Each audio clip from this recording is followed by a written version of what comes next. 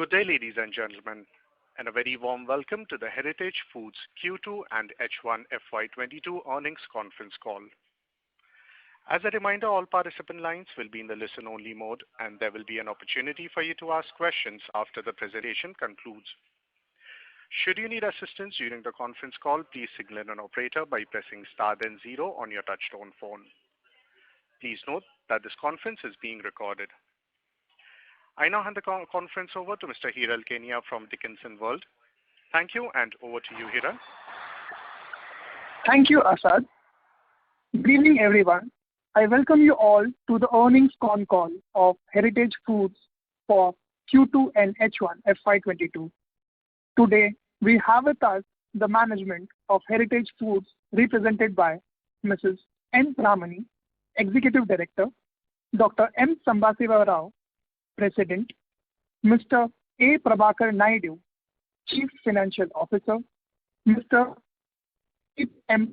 Swan, Chief Executive Officer, Mr. J. Sambamurthy, Chief Operating Officer, Mr. Vinay Vattal, CEO, Heritage Nutrivit, Mr. Umakant Barik, Company Secretary and Compliance Officer, Heritage Foods.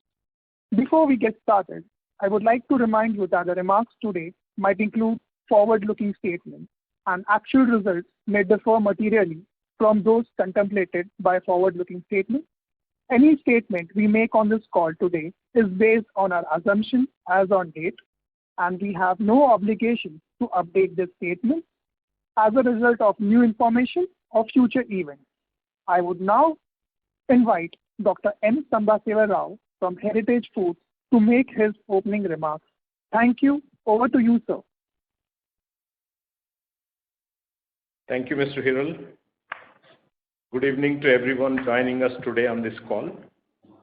We are pleased to welcome you all to this earnings call of Heritage Foods to discuss the financial and operating performance of Q2 and H1 of current financial year. The presentation with results has only been uploaded on the exchanges, and I am sure every one of you must have got a chance to look at it. However, I'll give you an overview of the financial and operational highlights for the Q2 and H1. Consolidated revenue for Q2 grew by 10% year-on-year at 6,703 million, despite severe rains and a couple of cyclones in our important markets. EBITDA during Q2 stood at 637 million as compared to 873 million during the previous year same quarter. The margin stood at 9.5% as against 14.3% during the Q2 last year, mainly on account of higher raw material costs during this year. During the current quarter, PAT stood at 328 million. The Board of Directors has proposed an interim dividend of 2.50 rupees per equity share, that is 50% of the face value of 5 rupees per equity share for FY22. Now I take you through first half year. Consolidated revenue grew by 5.6% year-on-year, 13,184 million on account of higher sales of milk and value-added products. EBITDA during the H1 stood at 1,158 million as compared to 1,432 million during the first half of last year. EBITDA margin stood at 8.8% during the H1. PAT during H1 stood at 631 million. Heritage Nutrivit, our wholly owned subsidiary, sales stood at 233.7 million in Q2 as against 306 million during the same quarter last year. EBITDA stood at 8.4 million in current Q2 as against 35.2 million during the last year. PBT stood at 0.3 million vis-a-vis 25.3 last year. 25.3 million last year. On the balance sheet front, Gross long-term debt stood at 327 million, and net long-term debt stood at 300 million as on September 30th, 2021. Company has a strong balance sheet with a debt-to-equity ratio at 0.04:1 and the cash and bank balance of 731 million as on September 30th, 2021. Now moving on to the volume performance.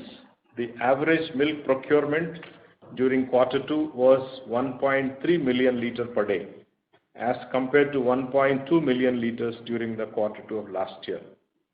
Average sales during Q2 is 1.04 million liters per day compared to 0.96 million liters per day in the Q2 of last year. Sale of curd during Q2 FY22 was at 280 tons per day compared to 215 tons per day during the last year's same quarter, registering a growth of 30% year on year. During the quarter, value-added product revenue surged by 31% year on year to 1,696 million rupees. During Q2, value-added products contribution of overall revenue increased to 25.7% vis-a-vis 21.7% in the Q2 of last year. I am happy to share a few developments in the company during the Q2.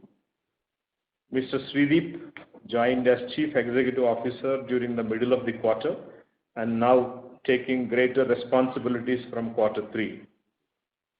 In the recent meeting of our Board of Directors, to strengthen the team of our board, Mr. M.P. Vijay Kumar was appointed as Non-Executive Independent Director. He is a fellow member of ICAI, ICMA, ICSI. These are three prominent institutions: Chartered Accountants of India, Cost and Management Accounts of India, Company Secretaries of India. He has over 30 years of experience. He is currently serving as CFO of SIFI Technologies, a NASDAQ-listed company. Heritage Food looks forward to gain from his rich knowledge and experience in accomplishing the company's long-term goals and vision. Despite the challenging business environment, Heritage continues to grow, expand its value-added product portfolio, and strengthen its balance sheet. The company launched a few products during this quarter, as Kesar Shrikhand, Amrkhand in Hyderabad and Mumbai markets. The company also launched Malai Paneer Fresh in Mumbai.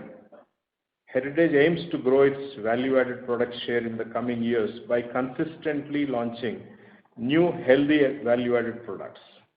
Heritage Foods is making swift progress towards achieving debt-free status sooner.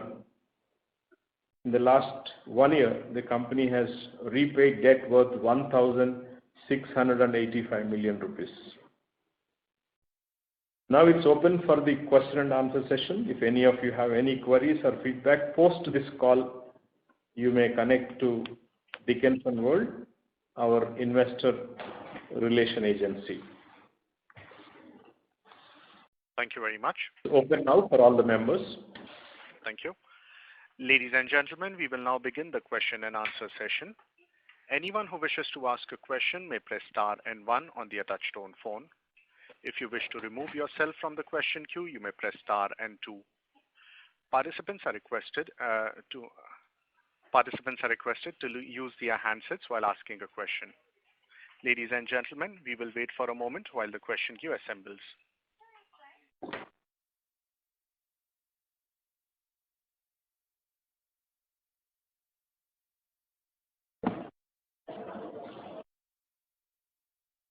The first question is from the line of Sameer Gupta from IIFL. Please go ahead.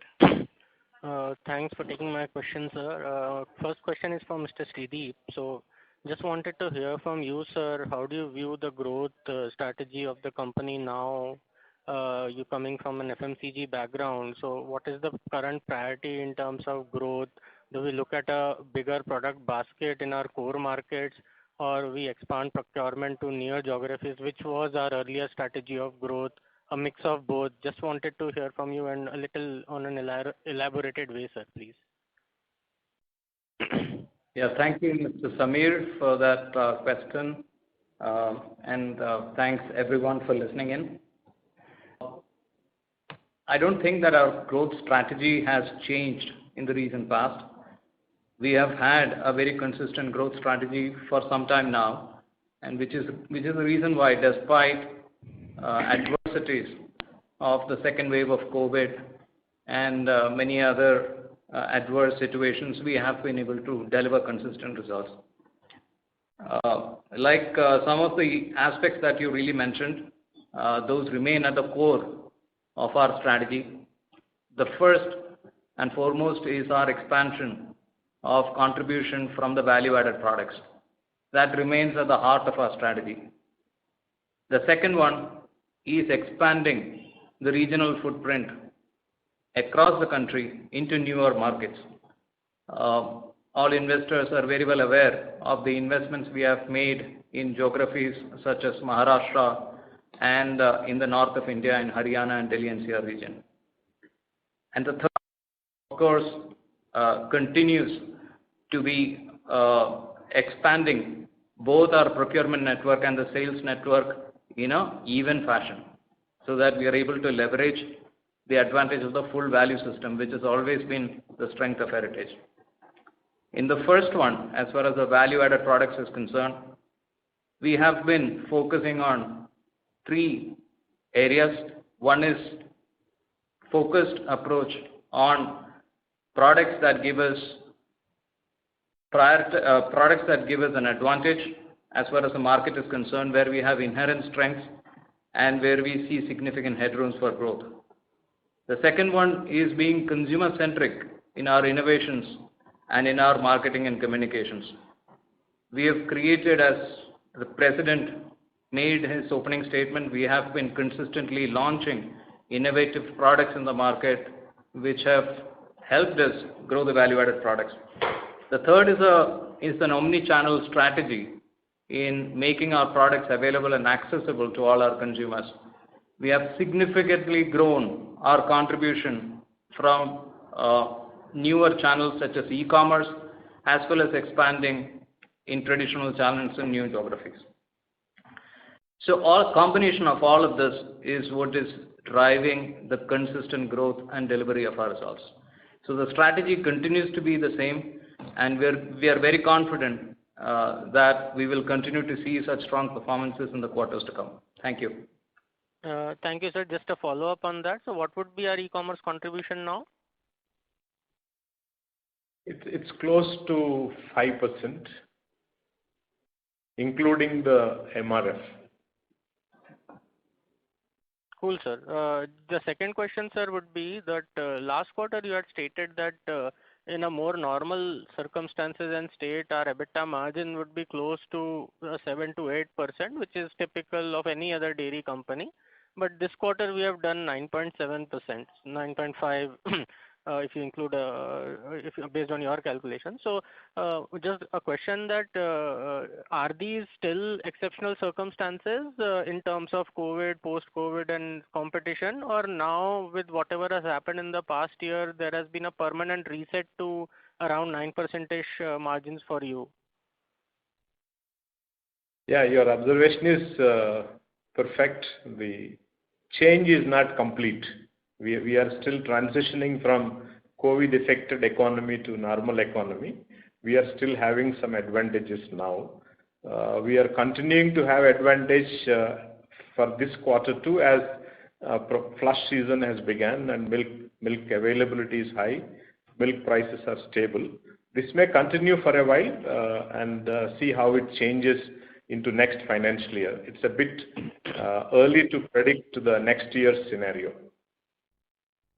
Got it, sir. Thank you. That's very helpful, sir. Just a last bookkeeping question. You normally give milk procurement prices and liquid milk selling prices along with the volume numbers. I think you missed those numbers in your press release or presentation this time. So just if you could help me with those numbers. Yes, sure. So we thought they're all not so relevant as the outcomes are more visible. So if you want the input data also, we can share. We will now share. Thank you, sir. One second.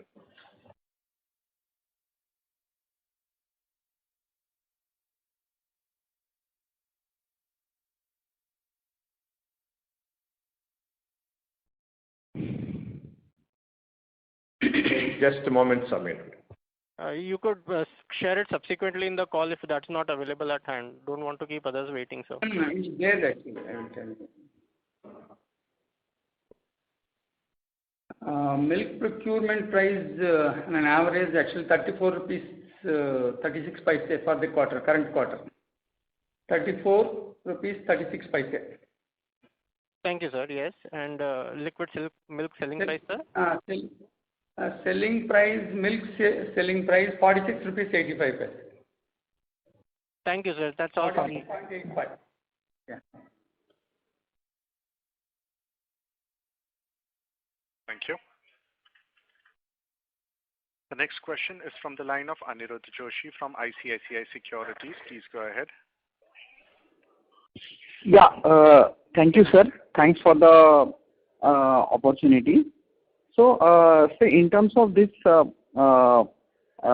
are still generating extraordinary profitability for not just us, but the entire dairy sector. So just on a sectoral thought process, till what time do you expect this supernormal profitability can continue? Now, I guess we are entering flush season, so December quarter again might be in a way good. But how do you see can most other commodities in India, including agro commodities and other commodities also globally, if we see there is a massive inflation, like there is an inflation which is not seen in past 10, 15 years also. That kind of inflation we are seeing. Obviously, at some point of time, it may happen with milk, but just your expert opinion, when do you see that happening in the sector, or probably it will take a whole lot of time for milk prices to come up? That is one question. And two, was there any increase in milk selling prices? Most cooperatives have raised the selling prices, but private dairies have not yet raised selling prices. So any particular reason for this? And also, do you see price hikes happening for the sector as well as heritage in current quarter? Yeah, thanks. What is the last point, Anirudh? I couldn't catch you. So, their price hikes are happening in the sector. Most cooperatives have raised selling prices like Amul, but private dairies have not yet raised. Yeah, private dairies have not yet raised the price. Yeah, so means when do you see the price hikes happening in the sector as well as for heritage? Okay. Yeah, coming to the first point, yes, the changes are slowly happening compared to last year's wave 1, COVID. We went through wave 2. Now things are looking much safer in terms of COVID. The occurrence is less in the country. Impact of COVID is also very minimal on the affected persons. Vaccination has crossed significant number of population, close to 70%. So the safety levels have increased. Markets are open. The demand revived to a great extent. Still the growth is coming. In view of this, the situation may remain same for some more time. Particularly, we are passing through the flush season now. But as you know, during this quarter, sale of value-added products would be a bit lower compared to other quarters due to the winter weather and rains, etc. So it might impact the margins a bit. To that extent, procurement prices will be stable or a bit down compared to the earlier quarter. So stability is visible as of now. We don't see much changes happening on any side of the prices, farm side or sales side prices, at least for this quarter. In the fourth quarter, we have to see how things pan out, depending on the global milk availability, etc. So stability is what we are seeing now. And coming to sale prices hike, there won't be any sale prices increase during the current financial year. If at all, it will be during the end of the year, towards the month of March or so. But I don't see any reason to increase sale prices now. Okay. That's helpful, sir. And last question. Now schools are starting again, and even many offices are starting now. So do you see the reverse migration happening in our key cities in South India? And also, do you see that can drive as a demand driver for milk in next 2-3 quarters? Yes, definitely. The normalcy is coming back. Some of the schools are already open for a higher classes. Some of them are doing hybrid sessions, both online, offline. Post Diwali, maybe some more openings will be there. But definitely by January, most of the institutions should be open for students. With the children vaccine also in sight. So the next quarter should be much better in terms of demand. Okay. Thank you, sir. This is very helpful. Thank you, Anil. Thank you. Before we take the next question, we would like to remind participants that you may press star and 1 to ask a question. The next question is from the line of Gokul Maheshwari from Auriga Capital. Please go ahead. Yeah, thank you for the opportunity. Could you comment on the HoReCa channel, how you're seeing the demand trends over there in terms of revival, and compare it also with pre-COVID, how are things over there? Sure. HoReCa is almost open. I mean, there is no place where it is closed now. All institutions, all hotels, restaurants, caterers, everybody is open, except the size of gatherings has come down for caterers. The earlier weddings, get-togethers, parties, that kind of josh is not still there. The crowding is not there. The numbers are limited. Maybe I could have seen a 500-member wedding is today managed with 150, 200. So that is coming back in a slow fashion. Similarly, hotels, restaurant also same issue. You don't see overcrowded places, food joints now, but it is visible. So with the precaution, with higher immunity, with vaccination, I see the Q4 should be a normal demand for HoReCa. Now it is growing. It's growing from lower levels. Month on month, we are seeing the demand increasing. For them also, footfalls increasing, revenue increasing. So it's a process driven.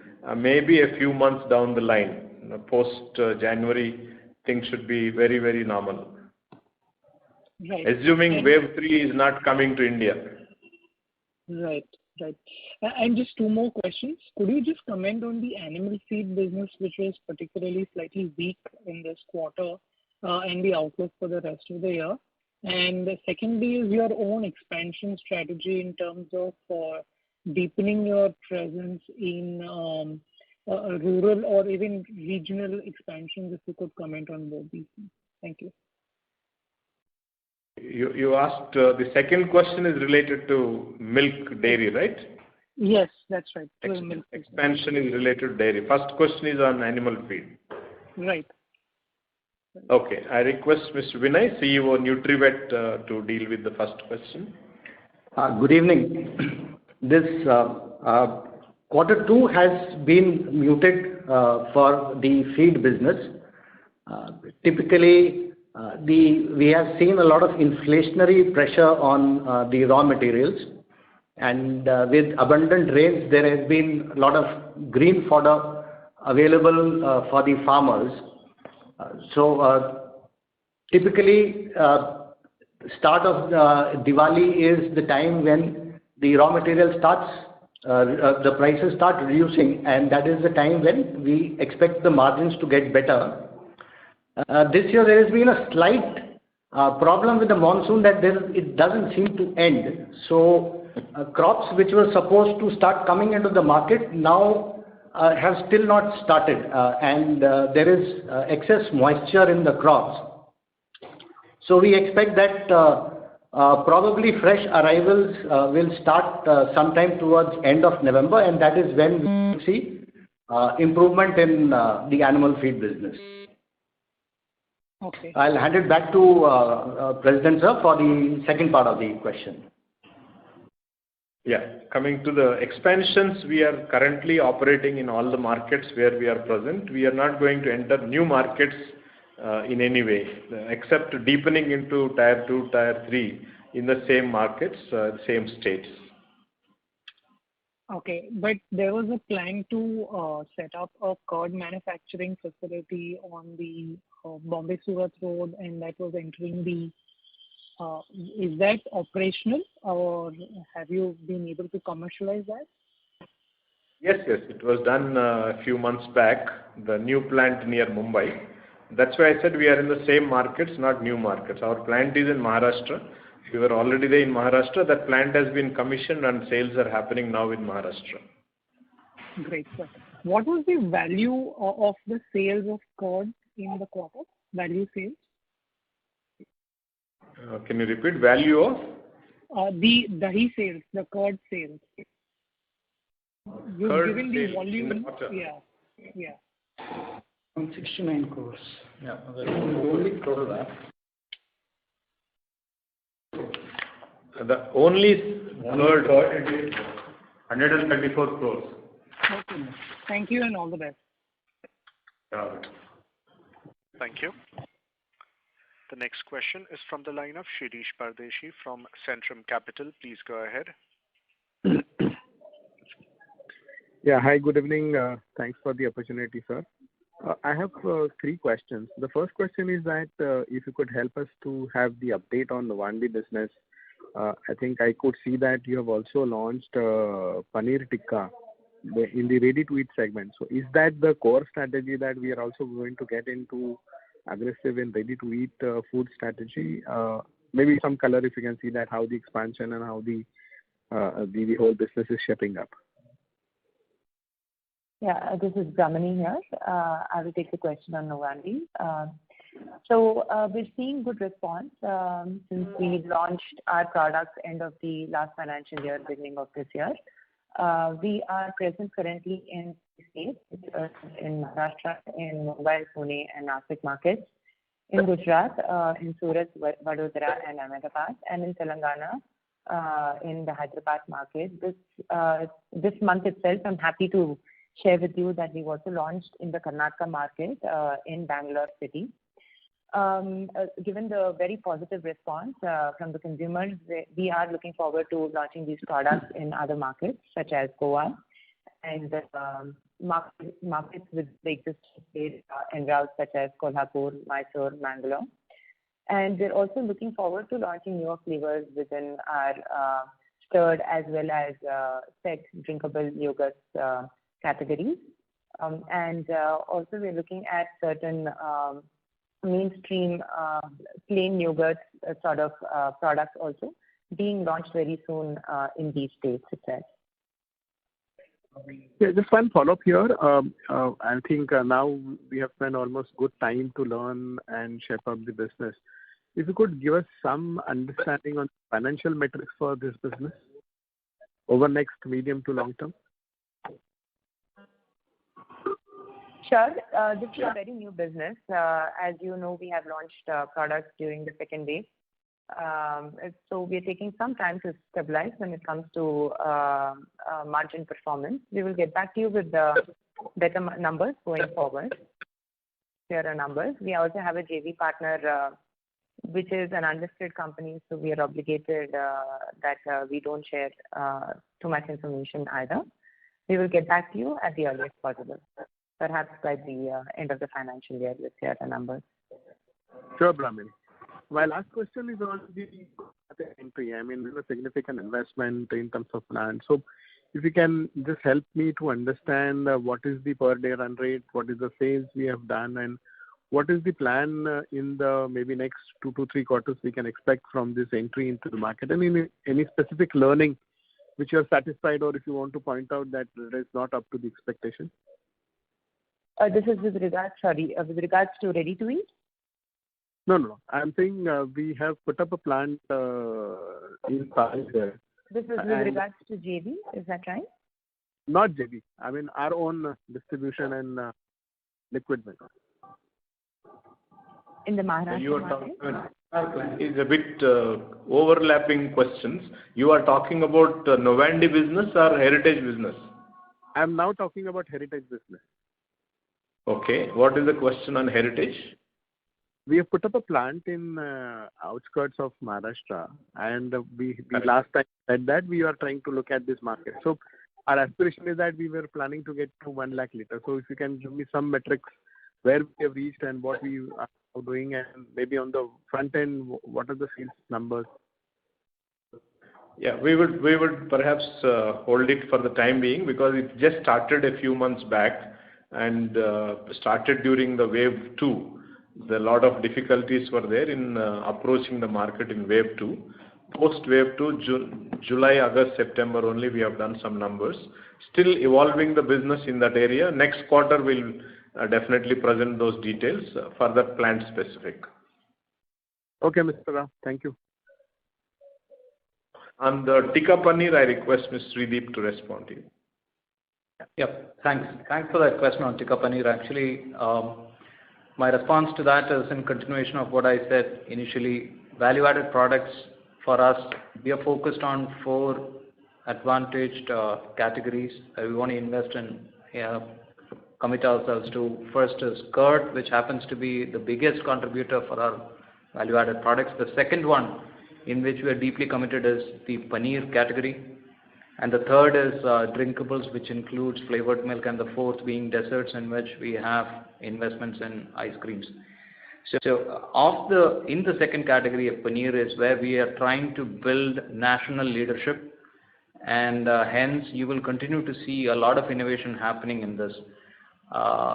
Tikka Paneer happens to be a good innovation that's going well for us, but still it is very early stages for us to comment on. It's been just 1 quarter, and we are getting great response from our consumers, and because we are directly connected with them through our D2C as well as e-commerce, we are constantly taking feedback on the product and iterating as well to get the taste more closer to consumer expectation. And in the same line is where we have very recently launched a Malai Paneer Fresh as well. So you will see a lot of innovations in paneer going forward from us. Thank you. Thank you. Thank you very much. Thank you and all the best. Thank you. The next question is from the line of Nitin Awasthi from InCred Equities. Please go ahead.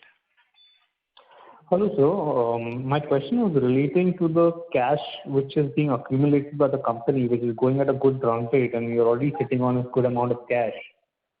Just wanted to understand how and when does the company plan to deploy this cash? Sure. This is Ramani here. Could not hear you at the end. Yes, sir. So I would just like to know what are our plans how are we going to deploy this money? In which business segments are we looking at to deploy this money, and by when? Because we are going to be doing a good amount of cash flow even going forward if things remain, like you said, the third wave doesn't hit us. Then again, the good cash flows are going to continue, and we're already sitting on a good amount of cash.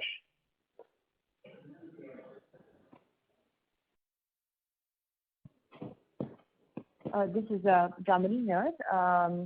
Thank you for the question. Of course, the company is going through a very high growth orientation and path right now.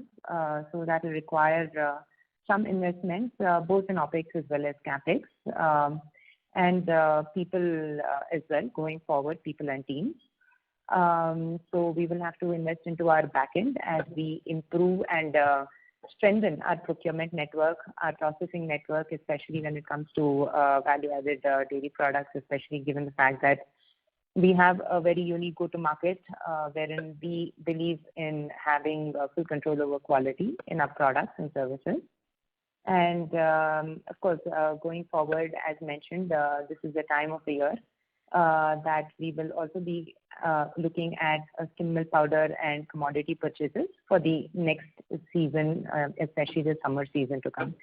So some cash will be deployed in growth itself going forward, to be able to reach the 6,000 crore mark at the earliest possible and to be able to grow over 20% year-on-year. As you're aware, the board has also approved our interim dividend very recently to shareholders, and of course to reward the shareholders for their constant support, and we will always strive to maximize shareholder value. Aside from that, I think any decisions that need to be taken will have to take growth and the need for growth into consideration and balance these different requirements as well as shareholders' requirements. And the board will have to dynamically have to take decisions based on the same, also based on several external factors that the business could be affected by. Okay. Understood. Just one more follow-up question to this.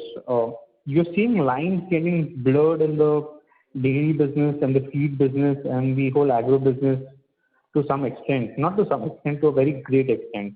And how are you seeing the evolution of this company going forward? So from a dairy company, you start doing feed, and now feed companies are starting to do dairy, and having their own retail chains and having their own retail outlets. So basically, how is you seeing the sector and the company evolve and into what?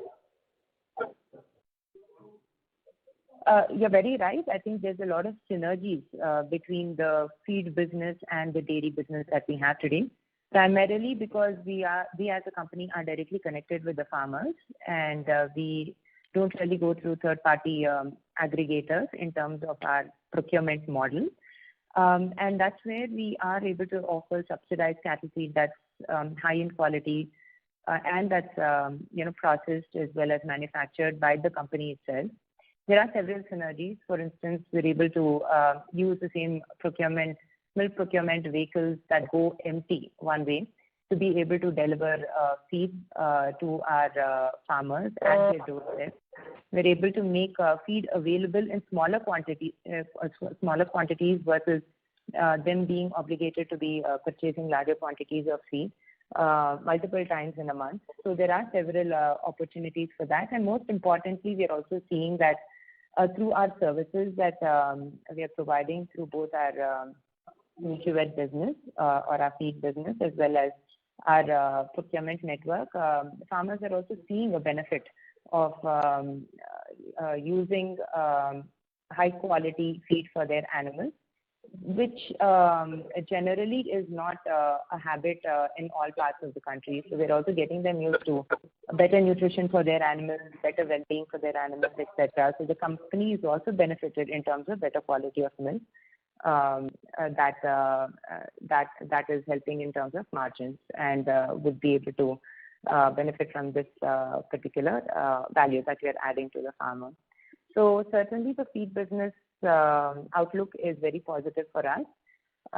We are looking at growing this business into 400 to 500 crore business with a stable margin of about 3.5% to 4% in the next 5 to 6 years. Okay, noted. Thank you for answering all the questions. Thank you. The next question is from the line of Shraddha Sheth from Edelweiss. Please go ahead. Hi, good evening. A very good set of numbers. Just follow up on the previous question. Your voice is breaking, Shraddha. Your voice is not very clear. Yeah. Now? Try again. We'll see. Yes, sir. Is it better now? Yes, certainly. Yes. Yeah. So, sir, just to follow up from the previous question, as we understand, we are targeting a 20% sales growth and a 6,000 crore sales mark across the company, and with the kind of cash flow generation.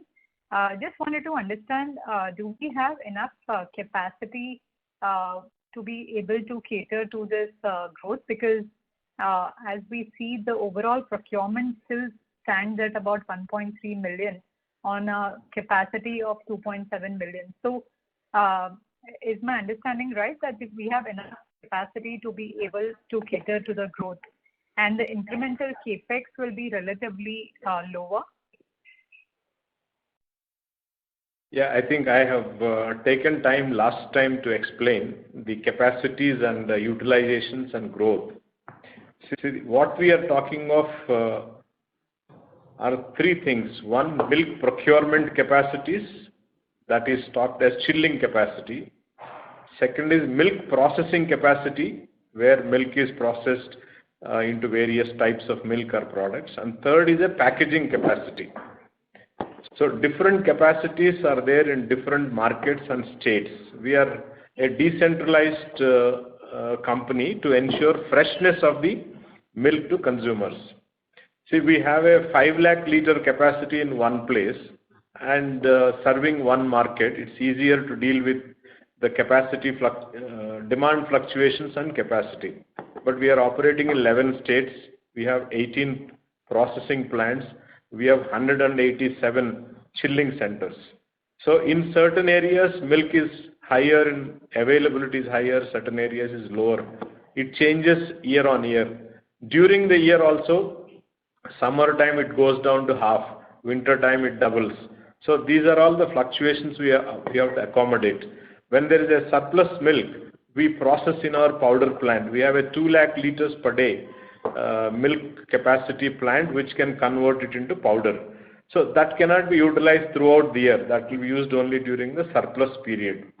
So milk chilling capacity we have 21 lakh liters, milk processing 27 lakhs, milk packing 17 lakhs, other value added products, curd and other products is 7 lakhs. So the different capacities are there, different growth requirements are there.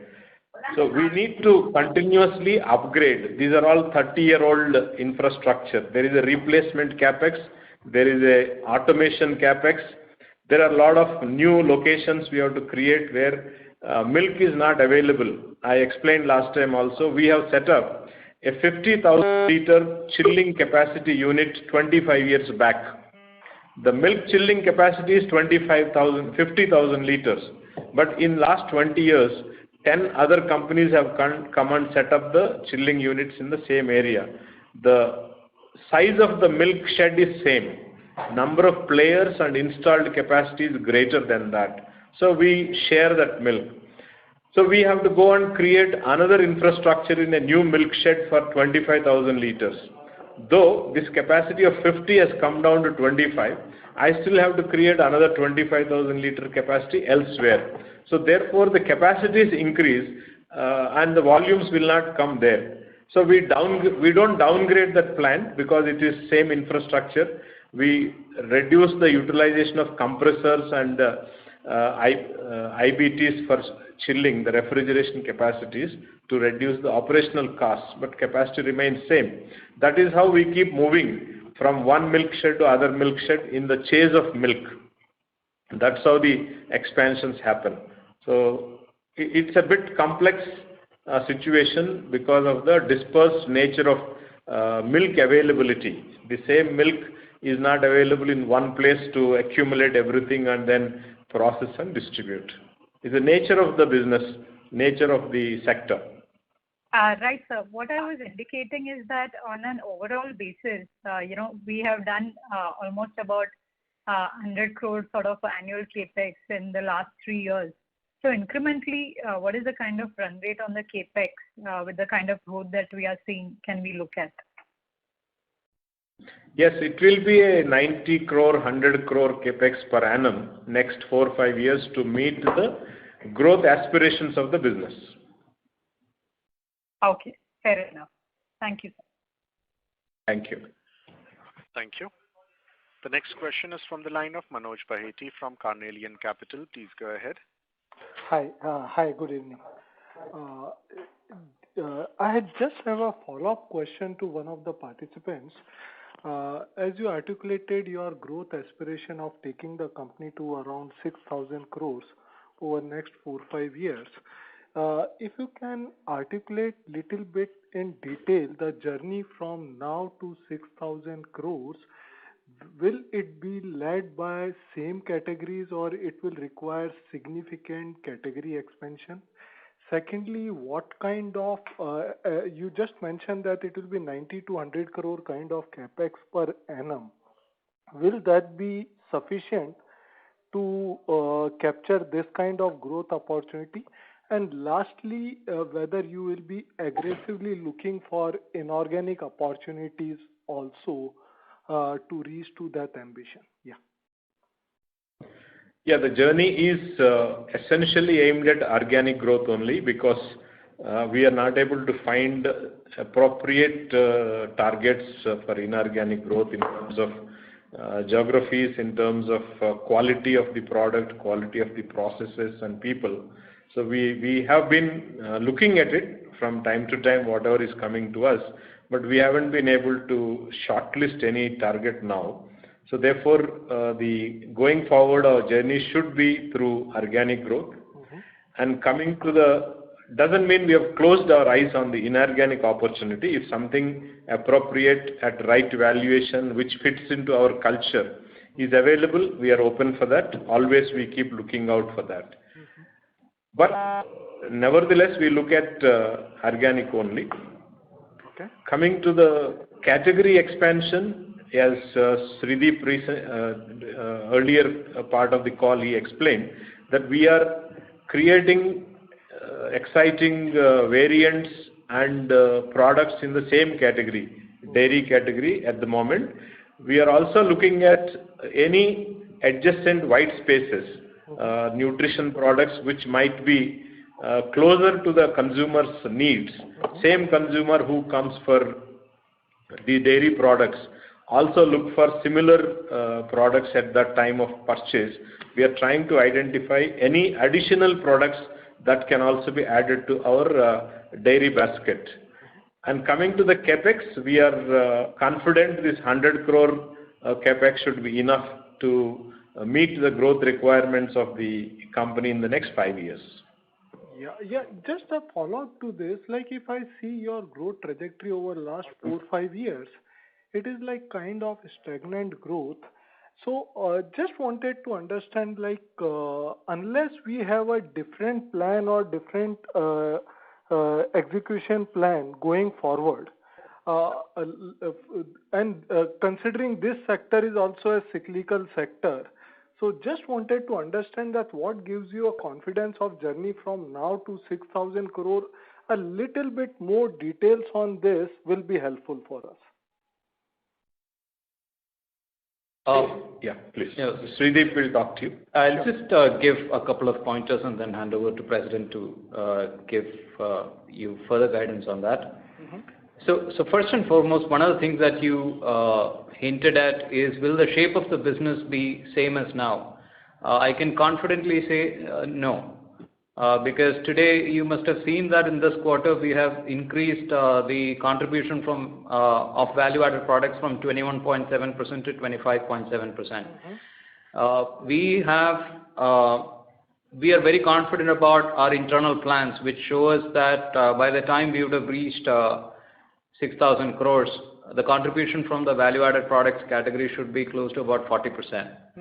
So that when you look at it, the CAGR that we are expecting from the value-added products would be significant. And the advantage that value-added products that we have is that it need not follow the same footprint as the fresh milk footprint. You could pretty much imagine, which gives us the opportunity to grow that at a much rapid pace compared to fresh milk. Number one. Number two, we have made, President hinted at all the investments we have made in the recent past in expanding geographies into markets such as Maharashtra in the north, etc., which are in very early stages. And we are very encouraged by the early results we have got, but still it is too early for us to comment because it's been only a couple of quarters. And for compared to a business which has been around for 30 years, you know that couple of quarters is a very short time for us to comment on, especially because milk is something which is very habitual for consumers. But we are very confident the early signs we are seeing from these geographies that they will add significant growth to us going forward. So the CAGR that we will see in these markets could be 3-digit CAGRs, which will add up to strong double-digit CAGR for milk itself. This I'm speaking about pure organic, like-to-like categories and segments. So growth from value-added products at a very rapid pace. Secondly, growth from newer geographies at exponential rate will be significant contributor to that. Apart from entering attractive adjacencies that President spoke about. I hand over to President to add to this. Will cheese be one of that? Yes, please. Will cheese be one of the category? Because this is, I think, one of the largest category, but unfortunately, it requires much higher working capital and low ROC business here. Yeah, cheese we just started as a co-packing opportunity from one of the plants in Maharashtra. Our cheese business is not aimed at HoReCa or QSR. We are looking at only consumer packs and consumer sales, so that the point of working capital is taken care. And we are also not investing in our capex at this stage. We are utilizing the available surplus capacity from one of the manufacturers in Maharashtra. So we just entered a few months back, 6 months back into the market, just building the volumes and brand and distribution right now. Sure.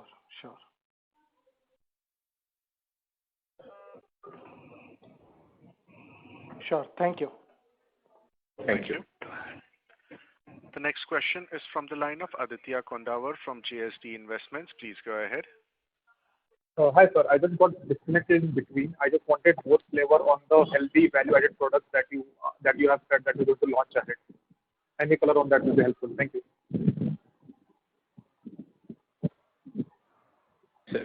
You wanted to know value-added products? Yeah, the healthy value-added products that you spoke about in the start.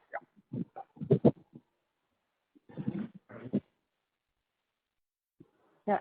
So I can take the question. I think we've clarified that already. How to say we are in the healthy space, and in fact, we're one of the first dairy companies to end-to-end fortify milk with vitamin A and D. Having said that, I think what Sir was or Shreedeep was alluding to is the fact that we are open-minded. We are in the process of exploring spaces where there can be interesting adjacencies with the dairy space in food itself, and that's something that's still a work in progress. It is sort of like a project that we're working on. As and when there are further updates or material updates, we will keep you posted. Oh, okay. Understood. Thank you. Thank you. Before we take the next question, we would like to remind participants that you may press star and 1 to ask a question. The next question is from the line of Shivan Sarvaiya from GHP Securities. Please go ahead. Hello. Yeah, thank you for the opportunity. A couple of questions. The first one's on the Novandi JV. So, are we looking at any adjacencies apart from yogurt in that JV? So our current scope of JV, according to our agreements, etc., covers fruit and flavored yogurts. It also covers European desserts, and the company is already a market leader when it comes to that. And this also includes some drinkable yogurts. So there are products already in the pipeline to be launching into the market, perhaps after this financial year, because we first want to stabilize in the yogurt space. We're seeing really good traction in MRF and e-com channels, and the idea is to also expand our presence in the GT space within the markets that I mentioned earlier. So yes, there are other interesting products already covered in the scope of the JV that we are exploring and could be introduced in the next financial year. Okay. And in terms of the distribution, where are we at that, ma'am, in terms of acquiring shelf space in the retail outlets, apart from the e-commerce? Yeah. So as I mentioned, most of the sales today is coming from MRF stores, and the offtake has been very interesting. In fact, in relatively newer markets of introduction, such as Hyderabad, in very limited stores, we've been very specific about where we wanted to launch the product. We wanted to go slow and steady we've seen quite positive response, like I mentioned. We'll come back to you with more details, perhaps, like I said, the next time we meet. But MRF and e-commerce is where we're selling more, and GT expansion will happen as we go forward in the current quarter. Also need to keep in mind that the peak season, which is the summer season, which is 6 months away, is when we will see maximum peak sales. And that's when we can really assess or share the impact of the new products that we, launched into the market in the last couple of months. Sure. Sure. And ma'am, one question from a broad perspective, like when we look at the dairy industry in India, when the leader in India is a not-for-profit organization, when majority of our competition is cooperative based and not-for-profit, so how do we look at competing with such players and maintaining a healthy margin from a long-term perspective and from expanding our top line? So some idea on this some thoughts on this would be very helpful, because this industry is pretty much different from the others that we analysts or investors track. So your thoughts would be very helpful. Yeah, May I surely. respond to this? Yes, please go ahead, sir. Yeah. In the year 92, when the government of India liberalized the dairy sector to private sector as part of economic reforms, 100% milk was in the hands of cooperatives. 92, 93, close to 400 companies have come in India in response to the amendments to the milk and milk products regulatory order. So many private companies have entered. Since 93, 92 now, almost 3 decades passed after government allowed private sector to participate in the dairy sector. In 3 decades, 40 to 50% of milk shifted to private companies. Right now, the estimate is 49% of the milk in organized sector in India is handled by private companies and 51% by the cooperative sector. I'm sure this conveys the answer to you. Sure, sir. Thanks for your thoughts, sir. Thank you. Thank you. The next question is from the line of Siddharth Bhattacharya from Anvil Wealth Management. Please go ahead. Hello, am I audible? Yes. Yeah. I believe distribution is a key pillar on which business like ours will see success. So I have seen that in some areas we have sort of. Siddharth, I'm sorry to interrupt. It seems the line for the management is disconnected. I'll just reconnect them. Please. Sure.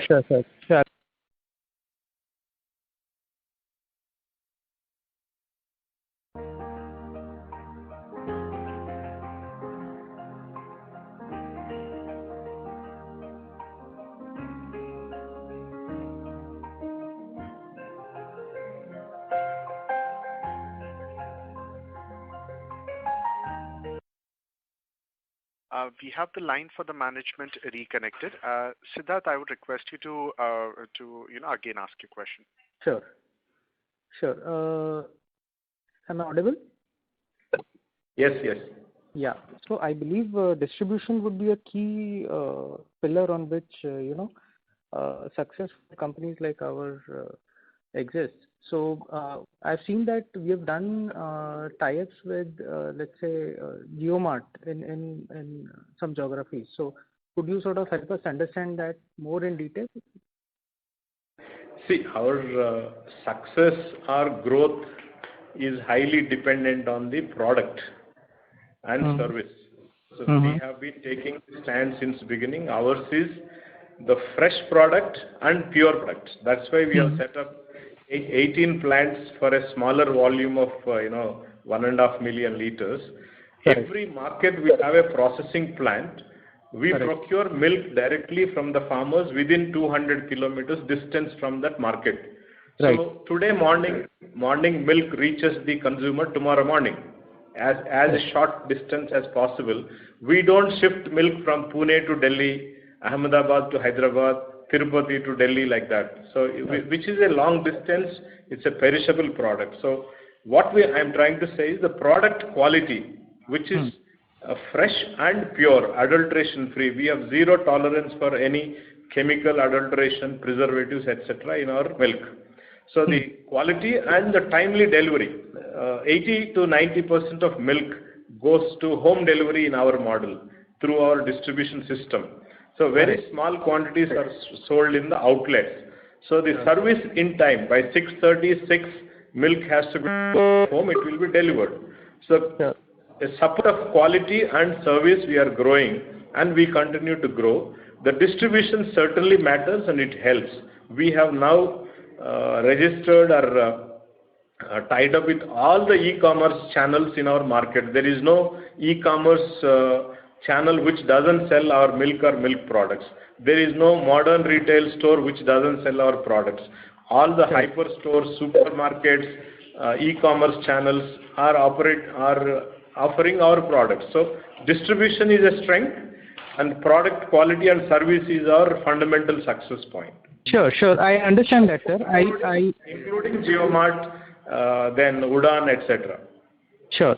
I wanted to understand this aspect more from a value-added products perspective. Since with value-added product, you're increasing the shelf life. So effectively, reach would be a key thing to look at. So I wanted to understand distribution from that perspective. Yeah. I mean, there is no problem in that. In every market, we have a plant, and we deliver overnight to the warehouses of all these channels, and they redistribute with their hyper locals or their own distribution channels. And we have our own distribution to our heritage exclusive parlors. We have close to 860 exclusive heritage parlors operated by franchises. We keep our product available in our own outlets, and we have close to 130,000 retail outlets where our product is made available through our distributors and agents, apart from all the modern retail format stores and all the e-commerce channels. And our delivery system is robust in terms of overnight deliveries. Even the product like paneer, which has 21-day shelf life, we deliver every day because consumer wants yesterday packed product. Product is available 15-day shelf life also, they don't prefer. They want fresh. So we are able to deliver because of our decentralized manufacturing and factory locations. Okay. So effectively, we don't see any returns on our value-added products ever. Return zero. We have no return policy. It's a carry delivery policy. Okay. And on the same lines, could you help us understand that we want to be at 40% value-added products in the next 3-4 years. Where do you see that number trending next year? If you could help us with that. Yeah, we are able to add 3 to 4% incremental increase year on year. Certain years like COVID year, we had a setback because there was no out-of-home consumption. Minus that aberration, our increase year on year is 3 to 4% within the value-added products contribution. Sure. Got that. Thank you so much, sir, for answering my questions. Thank you. I now hand the conference over to Dr. M. Sambasiva Rao for closing comments. I request Brahmani to give the closing comments. Thank you so much to all our valued shareholders and investors for your feedback and all of your questions. I'm happy to say that despite really tough external conditions, aside from COVID, we had a really heavy monsoon. We've seen some positive growth, double-digit growth in the second quarter of the current financial year. And this came, more importantly, primarily from volume growth as well as direct to B2C sales, consumer sales, which is what the company has been focused on significantly. Given the fact that external factors are looking quite positive now, COVID cases are under control. We've all seen that the billion doses of vaccines number or milestone has been reached in the country. As one of our ministers mentioned, schools are back to normal, workplaces are more or less back to normal as of now. We definitely see demand coming back, and we foresee that this will help us the rest of the quarter, especially on the back of the festive season of Dussehra, Diwali, etc. And we are hopeful that this demand will also continue into the summer of next year. Internally also, we're geared up as a team with the right people, resources, and focus, especially to grow in value-added dairy products. In terms of procurement, we are entering the flush season, so we should be able to stabilize in terms of margins and continue our positive performance when it comes to bottom line as well. So thank you once again for joining us, and hope all of you stay safe, and wishing you a happy Diwali in advance. Thank you once again. Thank you. I would now request Mr. Hiral Kenia from Dickinson World to give his closing comments. Thank you everyone for joining us today for this call. In case of any further questions, clarifications, suggestions or feedback, you can connect with Mr. Umakant Barik, Company Secretary and Compliance Officer, Heritage Foods, or us, Dickinson World. Thanks a lot. Thank you. Ladies and gentlemen, on behalf of Heritage Foods Limited, that concludes this conference call for today. Thank you for joining us, and you may now disconnect your lines.